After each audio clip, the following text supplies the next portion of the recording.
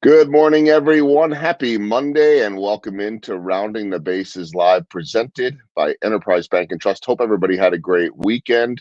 I know certainly here in Kansas City, a nice weather weekend. I had a phenomenal weekend of baseball. The Kansas City Royals have won 6 in a row. The Chiefs did not play this weekend because they won on Thursday night. But I think from a sports standpoint, everybody pretty happy here in Kansas City. Hopefully, everyone's staying safe. It is, for me, first off day after 17 straight. And so be good to catch up on some things and then get back at it tomorrow. We've got 2 off days in baseball this week, and then the season's 2 weeks from being over, which is absolutely crazy. But as I was telling my guests before we got on, just happy that we have had a season that's been fun. And I hope everyone is out there doing well and ready for this week. I I'm excited about my guest today because he's involved not just in serving our community and keeping us safe, but in really making lives better, and in a way that certainly involves sports. And well, let's just get to him right now, and he can explain it a little bit better because it's a phenomenal cause. But I'm joined right now by Steve Pope, who is a captain with KCK Fire, so the Kansas City, Kansas Fire Department, and we're going to tie in first responders, we're going to tie in golf, and we're going to tie in making lives better. But first and foremost, Steve, how are you doing on this Monday morning? I'm doing wonderful. Thanks for having me, Joel. I appreciate you allowing me to use this outlet to spread my mission. Well, we'll talk about that. There's a lot to discuss. I was thinking as I was sitting there saying 17 straight days, we live a pretty unique life. You're not going to hear any of us complain, by the way, because we get to talk about baseball every single day. But you know what those odd hours are like, right? Yeah, correct. It's good and bad. Sometimes we miss family stuff, but at the same time, we do have time off to enjoy that family stuff too. So yeah, I completely understand. Yeah. So you will be back to work. I know you told me later tonight, and then you got those. You guys are used to those 24-hour shifts, though, right? Yeah, I'm used to them by now. I don't think I could do a 9 to 5 job anymore after 24 years in the fire service. So Okay, so let's talk about this. I think that we, and this isn't just the case in the day and age in the world that we're living in, but there is more pressure on first responders right now, not just in getting your job done, but I would think at a higher level of safety right now, right? I mean, safety has to always be a number one priority for you guys with potentially lives on the line. But how much has that changed, and how much more stress is there on the job right now during this, time of COVID and pandemic that we're living in? early on in March when it was all coming about, it was for me, it was stressful just because it was so new and we had to go through different protocols on what to wear and how to respond to possible calls because our dispatch was asking questions to the callers. And so they would update that information on our tablets. So we'd see all that. So it was stressful, definitely. Now that we're used to what to do, it's less stressful, just like anything in life, but you still have that. What we're going to get to later is just that load of things over time. It's still stressful. Yeah, and so it's a different layer or an adjustment that's been made, just like all of us in whatever we're Right. doing, and the world is a different place right now. And so I brought that up only because it is another layer to what you do, and I think everybody that's watching would understand the amount of pressure that is on a firefighter in terms of potentially saving lives, in terms of staying safe yourself, and the potential dangers every single day. So you talked about wearing on you over, or wearing on, on a firefighter or first responder over the years. And that's where we're going to get to the beauty of the sport of golf and helping people. But let's talk about uh, PTSD or PTS and the amount of wear and tear, if you will, that can really be a part of a lot of firefighters or first responders' lives on a long-term basis. With my goal, my mission with this, I've been nothing but uh, vulnerable. And that's what firefighters need to be, first responders. People that go through stresses, really, especially like you mentioned earlier, what we're all going through with COVID. But what I can relate with firefighters is the fact that what the load of things I've seen over time has piled on me. Now, everyone handles stress is different. For example, me playing golf is my way of that is considered an energizing stress for me. It's my passion. I can get away from what's happened on the job and just be away for 4 or 5 hours. So that's a good stress load. And golf is stressful in itself, just trying to hit a good shot. And so maybe I should have taken up knitting or something and to relieve stress. But then you have the other side of it, that the stresses over time that I've seen, and I always thought I was fine, but now that I look back, and now that I'm on a journey and a path to being better, I look back at what pain it caused my family. They were always talking about walking around on eggshells, and I never really, when I was home, and they loved it when I was at work. And it took me probably 2 or 3 years to finally get to this point. A friend of mine that I play golf with, Ryan Johnson, is on the peer support group in KCK Fire. And I was talking to him about me yelling and going off on my son for just the simplest of things. And I didn't understand why I was doing it. So he said, Steve, you don't realize at that time, the 20 years of things I've seen, what it's doing to you at your home life. So that started me on my journey in 2017. And it took me till now, say January, when I started this channel, to really, really be self-aware is what I like to call it, and be able to overcome the stresses myself.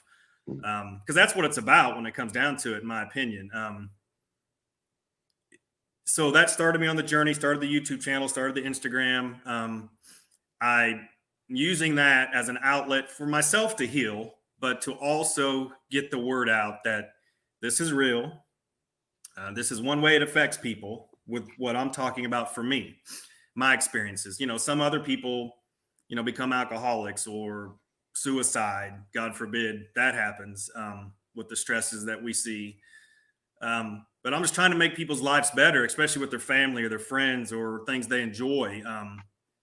It's just that load over time. It's called allostatic load. I've learned from my friends at War Horses for Veterans, and Rob Sanderson, who set us up, where I met him there. So that's been a blessing for me to get healing even more and to learn more about what I've suffered from, if you want to call it that. But I'm on the path. I want to get the word out to more people. I've had people contact me, wives of firefighters, because like I said, my wife lived it. My family lived it, walking on eggshells. So it's a slow go right now, but it's on a climb, especially, using your outlet as a way to get the word out there. So see, it's working great, this social media. Yeah, of all the negatives of social media, and there are plenty of them, there still are positives too. I mean, the challenge, it's a whole different discussion. I'm actually going to have some of this later in the week from a journalism standpoint, because we're living in a world where there's so much negativity, Right. And you're turning that around in a way that, and I think, too, that it doesn't have to just be firefighters that could take inspiration and learn from what you're doing. Obviously, the firefighter community, I say this mostly knowing this, having friends that are firefighters, but it's a tight-knit community. And so you guys certainly, and when I say community, I don't just mean the firefighters, I mean the spouses and the families and all of that. You all, when you say that you have spouses reaching out to you, they get it, right? I mean, they're maybe going through what you're talking about. They also understand. I'm saying this because knowing that, like, most people don't understand the hours that you guys work, Right. and not just understand it, but live it. Gone for 24 hours, then you're home for, it's a different lifestyle. One, like you said, that you wouldn't trade in for a 9 to 5. I feel the same way about my job. It's like, I don't know any other way, but if you don't live it, you don't really get it. And so with that comes, I know, a lot of burden, a lot of going home every single night. I'm wondering, through the YouTube channel, through Instagram, how good it felt to have people reaching out and to understand that even through your journey, and you're trying to help yourself, that you're able to help so many others. It makes me feel good. I've watched some of your other podcasts where you're wearing the Big Brothers T-shirts, and I used to be a big brother with a young man, and I loved bringing joy to his life, and it brought joy to mine. And so that's kind of what I'm doing with this. So the journey and the hope of my mission is to obviously play golf with firefighters, first responders, anybody that wants to play golf. Let's go play golf, and let's have brotherhood and sisterhood and decompress on the golf course. Just tell you a story. I played golf with a couple of the guys from War Horses for Veterans. They came out and played with me, and the look on their face after they were done playing, and they're not police officers anymore. That's what they do out there, but that's a different stress out there trying to help people. And I just love the talk afterwards, the joy on their face. But to get more back into the mission of how it makes me feel, and it makes me feel great. My hope, and COVID's kind of messed this up, but I was going to travel and play golf with some firefighters that have contacted me from around the country and share their story in a video playing golf, and just decompress. And well, it's still going to happen. It's just going to take time now. So that's my goal as this moves forward, is to continue to get out there. I had a guy,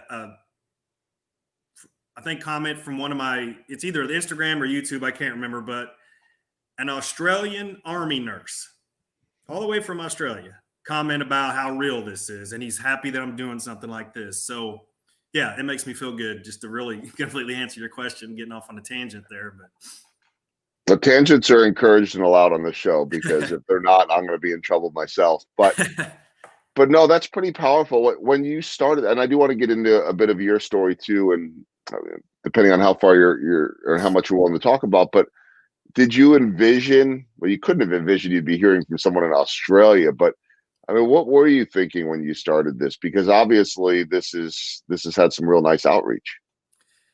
Honestly, I had no clue what this was going to do. It was mainly started as a way, like we talked about, to try to reach people, to help others, but also share my story and heal myself even further, because it's a process. I'm still not 100% there. I call it the muddying of the mind for me. I want my mind to be that crystal clear creek that you see in Colorado. You can see the pebbles at the bottom. So I'm doing well. This has helped. I've gone to counseling. I've gone to couples therapy with my wife to help us, because I was muddying that water in my family. So when I started this, I really had no clue where it was going to go. Then friends like Rob connecting us, and then another friends connecting me with the War Horses for Vets people.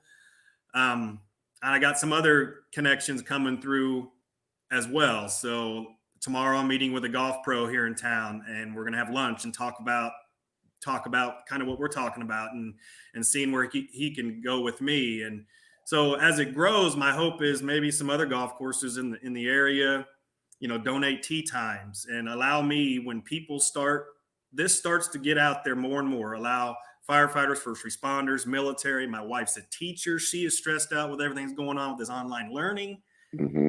Anybody that loves golf, contact me. Let's go de-stress and have fun. And we don't have to video it. Let's just go play golf. Me doing those videos is to share my story.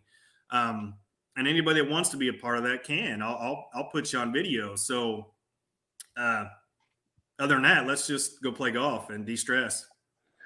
It's pretty amazing, though, that you've been able to take this passion of yours and your experiences, ones that you're still learning from and pushing through, and able to turn that into such a positive on social media. It's the power of storytelling. It's the power of video, which is so huge. It's also the world that we live in. So tell me about a bit about your background, along with being a great athlete, I know.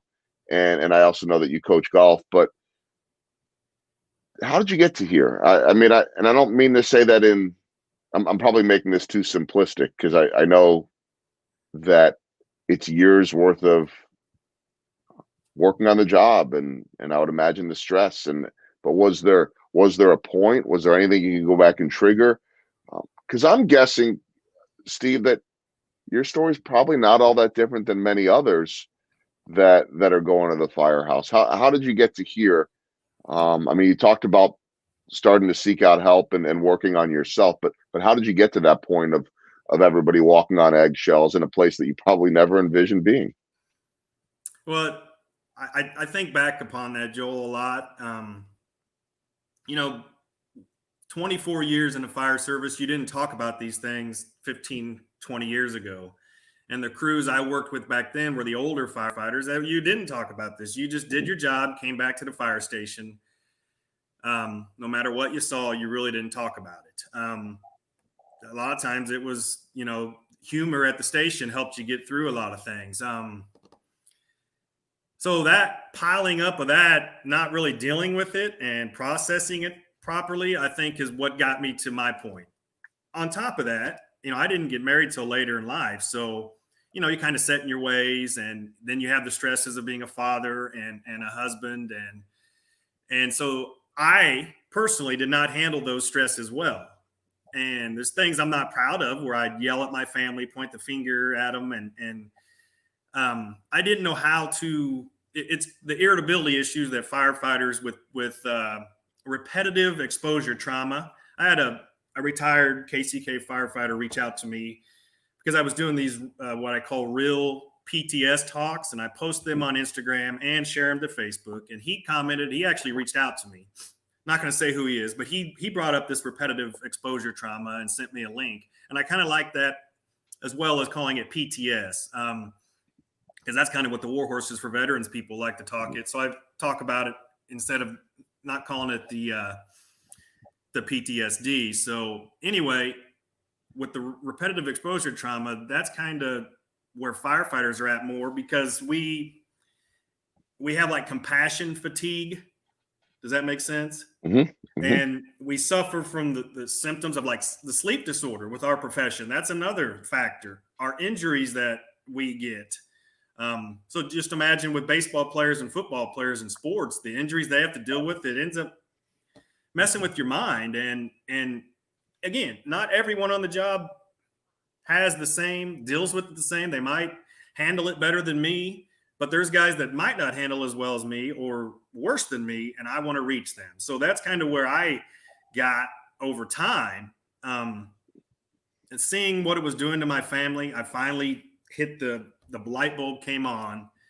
And, as you mentioned, when I coach high school golf, I watch YouTube golf vloggers and trying to get tips to make them better, because not all people are built the same when it comes to sports. And I was trying to find different tips for each kid that might work for them. And so I came across those golf vloggers, and I think, man, that's something I like to do. I play golf, but it took me like 2 or 3 years to get to where I finally started in January. And this is what I came up with, is a way to get something out there more than just golf vlogging. I mean, I'm 49 years old. I'm not a young YouTuber. So there's some kids here in Piper, Kansas, GM Golf, that kind of got me motivated. They're young. They have fun videos, and they kind of inspired me, years back, and to get to this point. And I just wanted it to be something more than just a golf vlogging, me playing golf, me sharing stories, with my mission of making people healthier within the fire service. And now that we're in the COVID situation, it's anybody really, Joel. I just want it to hopefully hit home with anybody. And so many people play golf or might be willing to learn to play. And it's just that, well, as much as the game can be maddening, this comes from someone that in my 48 years has never found success on the golf course. Of course, playing twice a year would probably be one of the issues. For me, it's the chicken or the egg, right? If you're not very good, then you don't have a whole lot of fun with it. But if you're anyway, but even as bad of a golfer as I am, there's something about once you get out there that's just relaxing. You get away from the rest of the world. You know, even if you're not a good golfer and you're just happy to get out there and walk or even get on the cart, and it just you're almost away from all those distractions in life for 9 holes or 18 holes. When you take someone out there, or even I know a lot of times you're working on those videos, but when you take someone out there, what do you see from from some of these first responders? Well, like I said, with COVID, it kind of put things on halt. But with the War Horses for Veterans guys, Jason and Brett, that came out with me, we played as a scramble because were just starting to get back into the game. So they had a blast. It was fun. Even if they hit a bad shot, they were learning. And now out of War Horses for Vets, they got a net set up. They got a mat set up, and they hit balls out there and they're wanting to get better. They're posting videos of them hitting bunker shots in the sand in their horse arena, their indoor horse arena. So when that happens, man, you can see on my face, that brings me joy. And to see their face afterwards, man, that's what I'm looking for with this mission. I was wondering too, how much when you can see that, or when you hear from that person in Australia or wherever, if you're hearing from someone in Australia, I know you're hearing from people all over, and that'll continue to grow too. But what does that do for you personally? Because you're still working through it, and you're growing and you're evolving, and you're obviously, as you mentioned, really working on being better with your family, being a better husband, being a better father, just being a better person. And it sounds like there's a lot of personal growth on your end. But when you can see those stories, or all your efforts helping others, that's got to really help you, doesn't it? Most definitely. Great question. The joy of bringing others warms my heart. It helps me get to another level as far as to get where I want to be. I don't even know where that is, because it's a constant. If I want to call it, fight within your head with stresses.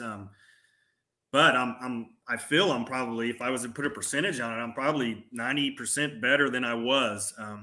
As far as I don't act out in anger anymore. I'm not as irritable. So if helping others and seeing that joy helps me to get to a better level, then if that answers your question, then the coping with all of it has been much better for me during this whole process, because this mission of getting, and again, I haven't played with a lot of people outside of my friends on my channel because of COVID, but it's going to grow. It's already growing. People like yourself helping me spread the mission.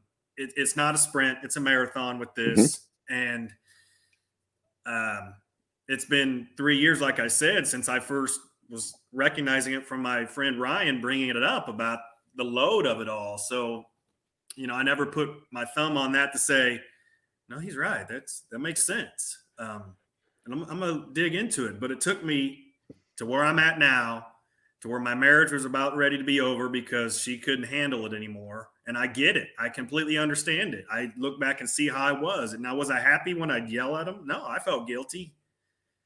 And I wanted to fix it. But what was causing that? And how can I learn to cope with it was, for me, fighting through it. Yeah. So it's just a matter of self-awareness, coping, and just, you got to fight through it. I don't know how else to say it. I'm real. I'm not a clinical psychologist. I'm trying to share my real experience because I think people like that. 100%. I mean, and I said it, I think at the top of the podcast, storytelling is effective. It's powerful. And if done right, and one of the ways you do it right is by being real, by being authentic. In a profession that has, and you talked about this, and I want to go here a little bit, that has the, rough and gruff and tough and old school, at least, or at least it was that way, right? That's the way that you came up. And I was thinking about this as you mentioned that before, that, when you were younger, it was, I'm putting in different words here, but it was essentially, get back to the firehouse, suck it up and go do your job. Right. And The world's changed, though. When you were describing that, it made me very much think about what I hear in a baseball locker room or clubhouse, which Right. technically I don't hear anything anymore because we're not in there right now because of COVID. But you know what I'm saying? That, and now you hear it often in baseball. Well, back when we played, or back in the old days when you never came out of a game and you never complained about anything and just suck it up and go do it again tomorrow. And so now somehow this generation must be softer. It's like, well, wait a minute. Maybe they're not. Maybe they have more knowledge. Maybe they have more Right. resources. Maybe doing things the way they were done before wasn't the right way to do things. And so when you were describing that, I saw a lot of similarities to a sports locker room to the firefighting profession, which, by the way, you know this as an athlete yourself. The firehouse can oftentimes resemble a locker room with Yes. the ribbing that everybody gives, the camaraderie, the what can oftentimes be a melting pot of all types of different people that, you know, in terms of race, in terms of their politics, and you got to figure out a way to be a family and to get along. So I think that there's probably a lot of burden that comes with that too.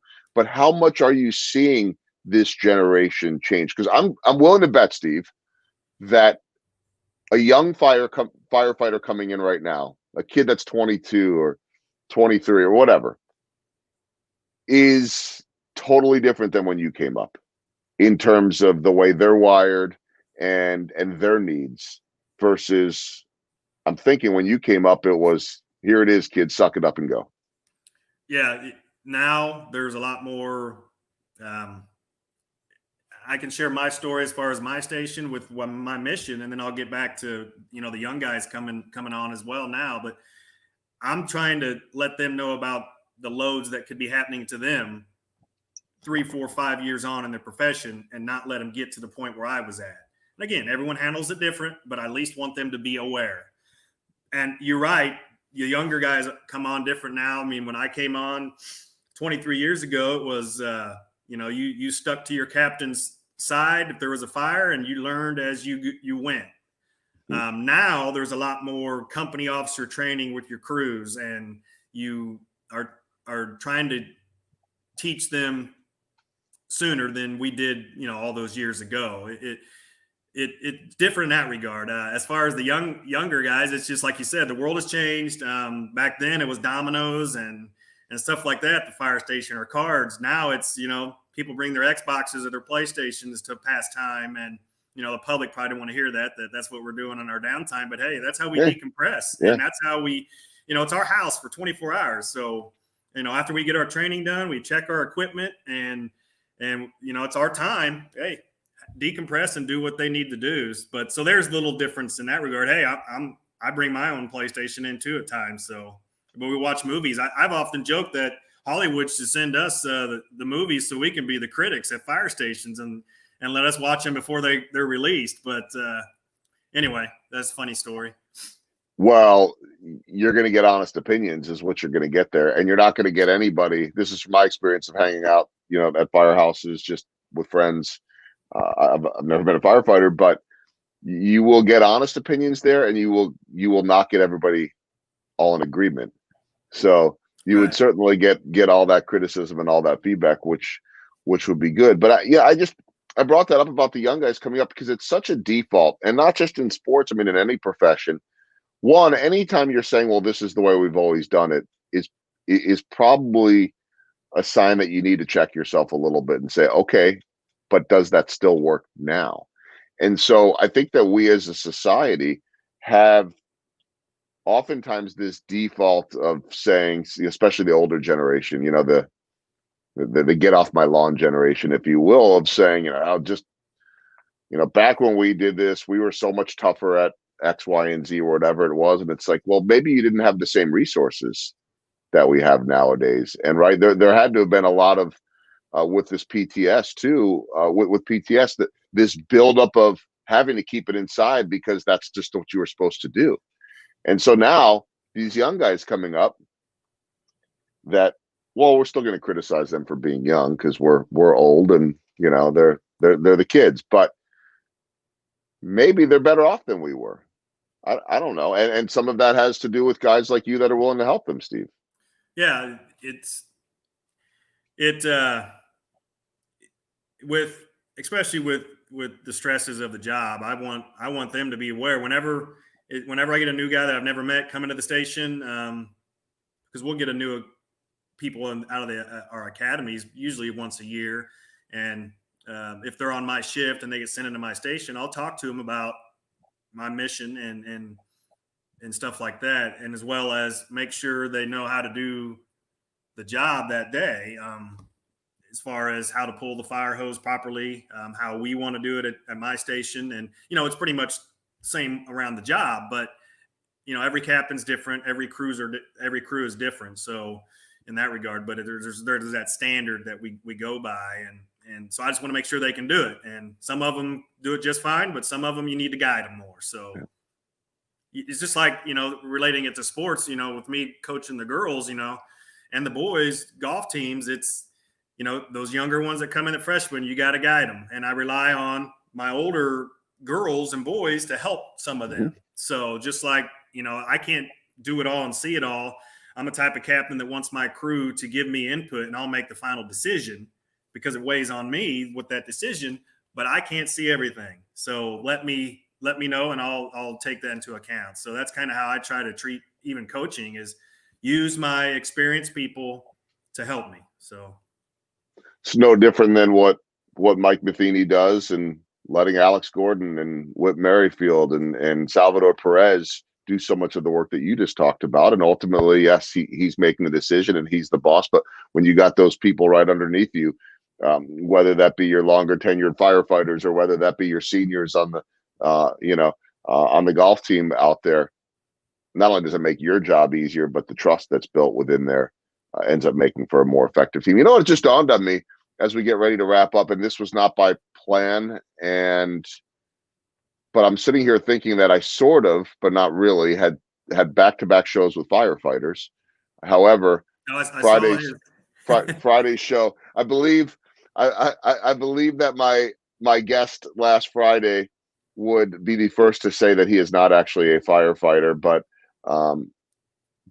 he does play a firefighter on TV on the show Chicago Fire. Although I was just thinking about that because they spend so much time around firefighters, learning exactly what it's like. So much of it, and they're the phenomenal television show. I'm guessing probably one actually that,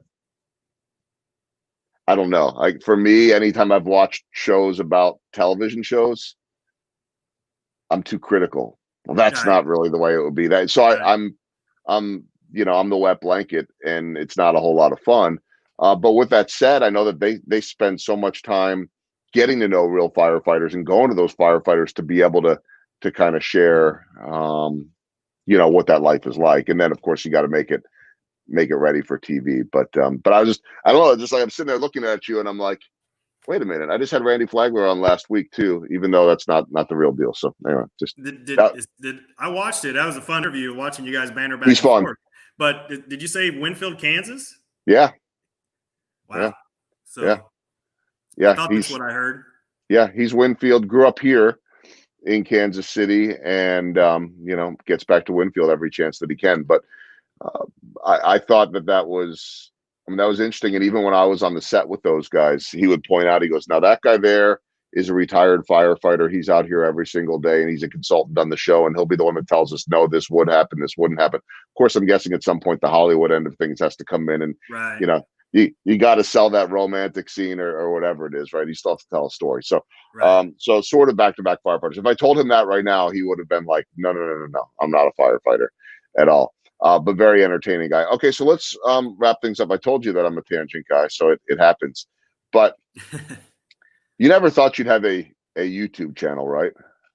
No, I never did. It until, like I mentioned earlier, that a couple of years ago, I thought, okay, that's pretty cool watching some of these kids and these, golf pros putting stuff out there, content, and I think, blow it off type of thing, trepidation, whatever you want to call it. But then I got to, in my process, like I said, from 2017 to now, to thinking this is my way to get the word out through social media that this is real. This is something that firefighters, first responders, people in general just need to be vulnerable about. And it's a hard thing to do, believe me. Mhm. It took me, as you know, since 2017 to be completely vulnerable, to put myself on a YouTube channel talking about it, on Instagram with the real PTS talks. It was hard, but I'm here now and I'm not going to stop and until I can reach as many people as I can.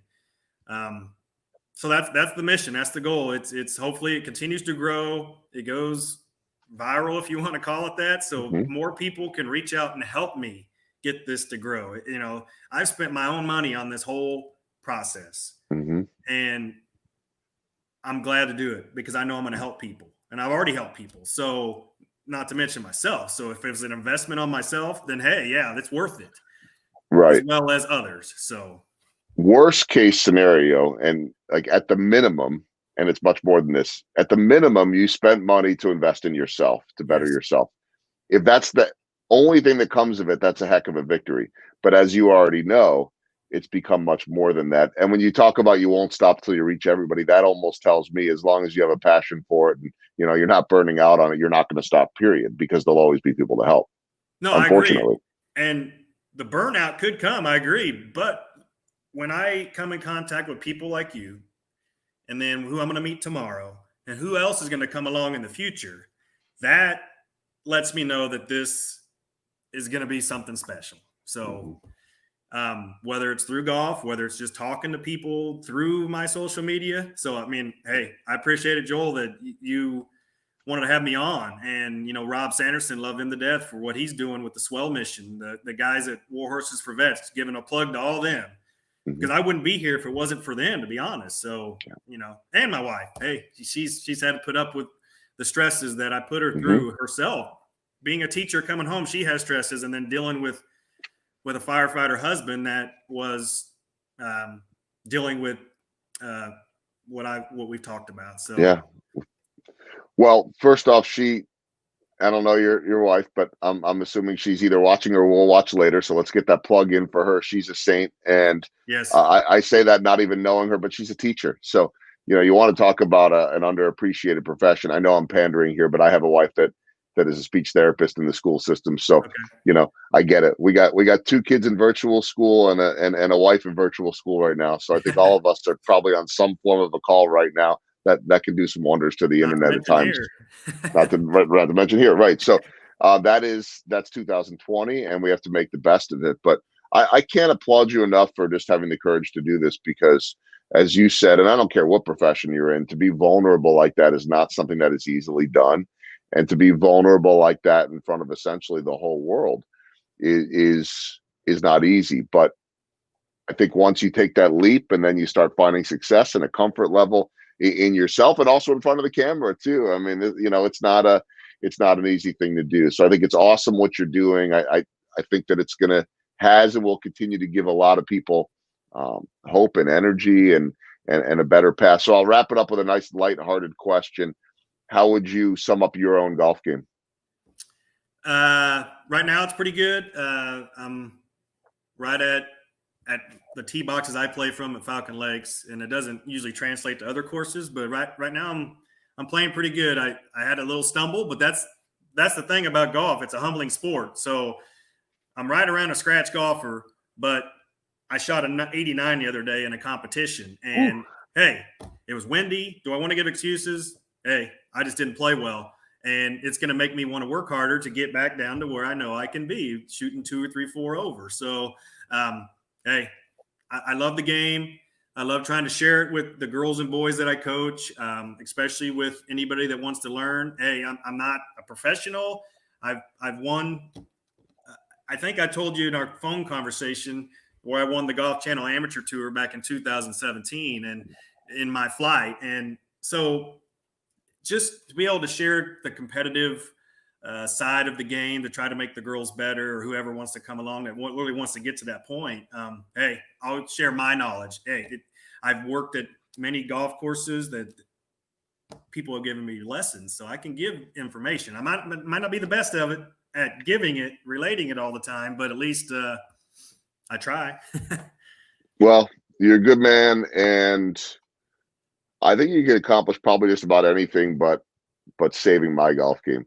But one day, one day, I'm the guy that just likes to get out there, like I said, once or twice a year.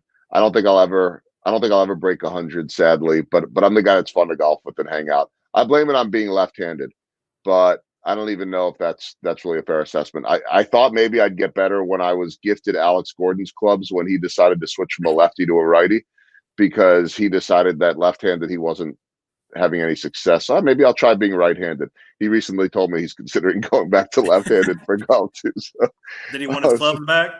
I thought he was going to, and I'm like, that's fine if he does. And he said, "Do you mind if I borrow them just so I can get a feel for whether I should do this or not?" He's like, "And if I'm going to do it, I'm going to go buy some new ones." So I think I had like the last set of Nikes that were made. So I got these Nike left-handed clubs that I think he might have even gotten from Jeff Francoeur through some blah blah blah. I mean, everybody's got connections in their Right. world, but it didn't help at all, Steve. So I'm still a bad golfer. But either way, But it you is have fun to fun, be able to right? get out there. Of course. Yes. And I think that's probably coming up in my future in the next couple of weeks, as soon as the season's over. See if we can get out a few times before winter comes. So Okay. anyway, just remind everybody again, real quick. Check out YouTube, subscribe to Firefighter Golf, and if you want to reach Steve, you can do so through Instagram. Probably a good way to Yes. do it. Firefighter_golf, and he's there. I know that he'll respond to you, and but check out all these stories, and hopefully they can help. And you're doing great work. Keep it up, Steve. I really enjoyed the visit, and let me know if I can help in any way. Well, I appreciate it, Joel. Thanks. You keep up the good work with the podcast, and I appreciate it. This is for me a great experience to be able to get the mission out in a different way, besides through my other social media. So, yeah, I really appreciate it. Thank you.